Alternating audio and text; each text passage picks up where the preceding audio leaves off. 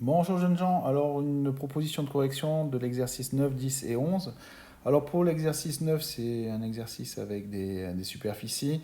Donc pour calculer la superficie grise, ce que je vous propose, c'est de dire que la superficie grise, c'est la superficie du grand disque, moins, on va enlever l'air qui est ici, là, que je vais appeler l'air assuré, moins l'air du petit disque, du demi-petit disque ici. Alors, pour pouvoir commencer, déjà, la première chose qu'il faut voir, c'est que ici, on a un triangle. Il faut faire apparaître des triangles rectangles, hein, comme souvent je vous le dis. Là, si on veut faire apparaître un triangle rectangle avec les valeurs qui nous sont données ici, c'est-à-dire R, on va tout écrire en fonction de R. Là, j'ai un superbe triangle rectangle où ici, j'ai petit r, là, j'ai deux r, ce qui va me permettre de déterminer l'angle alpha ici. Donc alpha, on peut utiliser du coup le côté adjacent et puis l'hypoténuse. On utilise le fait que cos alpha, c'est égal à petit r sur 2r, ce qui veut dire que cos alpha égale 0,5, ce qui fait donc que si vous le faites avec votre calculatrice, alpha c'est cos moins 1 de 0,5 et ça vous donne donc arc cosinus de 0,5, hein, ça fait 60 degrés. Et quand on a trouvé ça, après le problème devient extrêmement plus facile. Pour calculer l'air assuré, ce que j'appelle l'air assuré, c'est l'air qui est ici, là, en bleu. Donc c'est l'air d'un, je ne sais pas comment on appelle ça, c'est pas un arc. Enfin, je me suis basé sur le formulaire. Si vous regardez le formulaire, voilà, c'est l'air d'un segment circulaire. Donc j'utilise la formule qui est ici, donc pi r carré sur 360 degrés fois alpha moins r carré sinus alpha sur 2, c'est tout simplement l'aire de l'arc de cercle ici, moins l'aire du petit triangle, hein. Mais là, elle est simplifiée au maximum. Et donc, du coup, on peut calculer cette aire assurée. Donc, l'aire assurée. Donc, ici, ça fait, j'applique la formule, ça fait pi fois 2r au carré. C'est la valeur la valeur de l'arc, hein, donc c'est vraiment la formule, hein, fois 120 degrés sur 360 degrés moins 2r au carré fois sinus de 120 degrés sur 2. Et puis là, les sinus de 120 degrés, etc., tout ça, ben là, vous pouvez, si vous voulez, vous pouvez le faire à la calculatrice. Moi, je le fais de manière exacte. Donc ça va donner pi fois, du coup, 120 degrés sous 360 degrés, ça fait un tiers. Donc ça fait fois 4r carré sur 3 moins 4r carré. Et je le simplifie moi au maximum du coup. Sinus de 120, c'est racine de 3 sur 2 sur 2. Et du coup, ça va donner 4 pi r carré sur 3 moins racine de 3 r carré. Vous pouvez arriver à quelque chose, on va dire quelque chose de décimal, ou avec votre calculatrice, ça va vous donner ça, hein. Et du coup, l'air que l'on cherche, l'air grise, je vais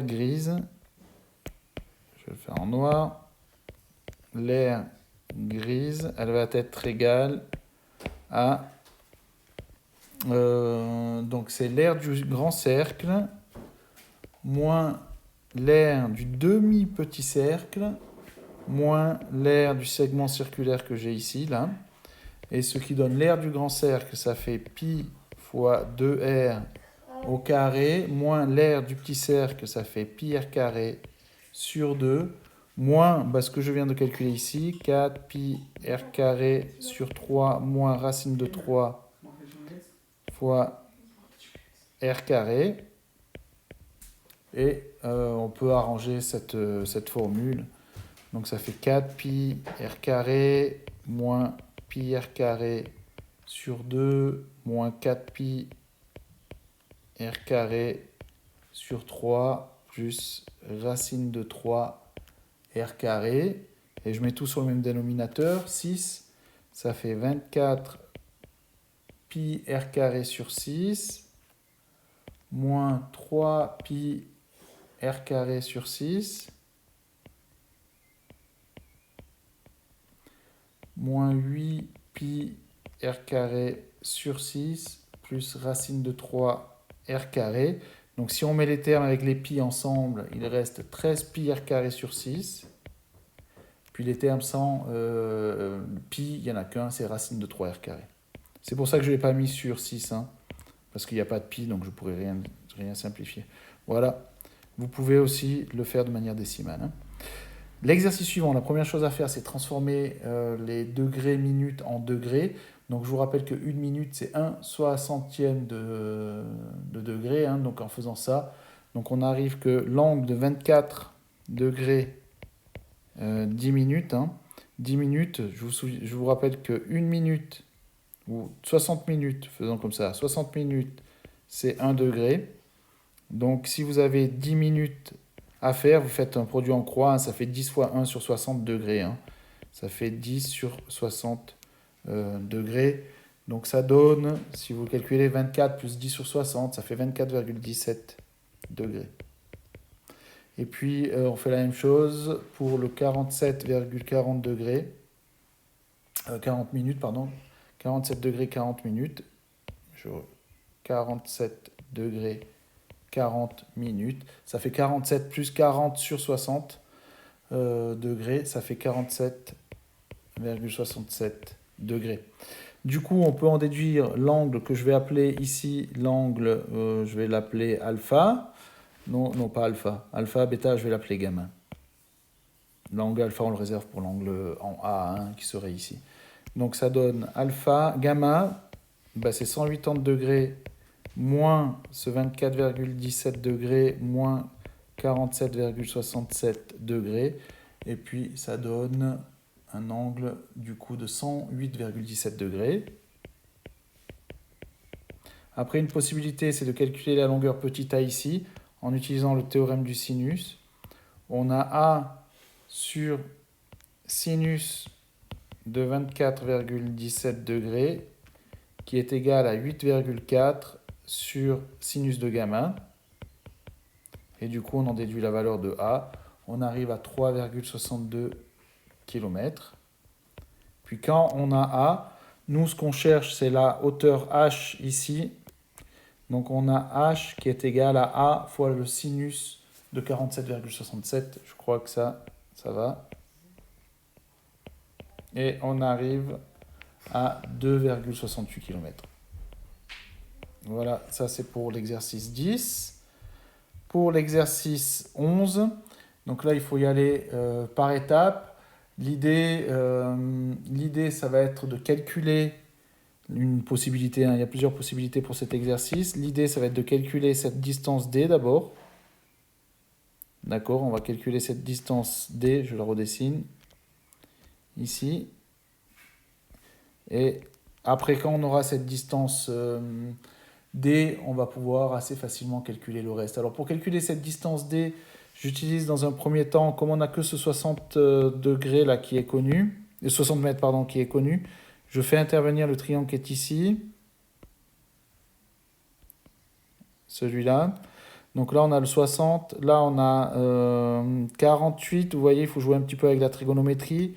Donc l'angle ici c'est 132 degrés. Et du coup, l'angle ici, c'est 180 moins 138 moins 41. Ça fait 7 degrés. Et du coup, on peut calculer avec le théorème du sinus D. On a D sur sinus de 41 degrés qui est égal à 60 sur sinus de 7 degrés. Et ça nous donne que D, on arrive à 323 mètres. Et ensuite, on va utiliser le fait que là, on a une montée, c'est dit dans le texte. Hein. Ici, la pente forme un angle de 32 degrés. Donc là, on a 32 degrés. Du coup, l'angle ici vaut 16 degrés. Là, on a 16 degrés. L'angle, maintenant...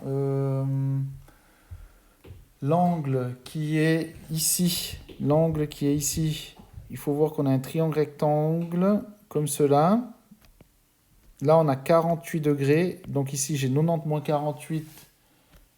Je vais le noter. 90 degrés moins 48 degrés, ça fait 42 degrés. Et du coup, on en déduit que l'angle ici, hein, avec les 42 et le 16, l'angle interne, là, vaut 122 degrés. Donc, on peut encore utiliser le théorème du sinus, c'est une possibilité. Hein. On a la hauteur h, donc j'utilise le triangle qui est là. Hein.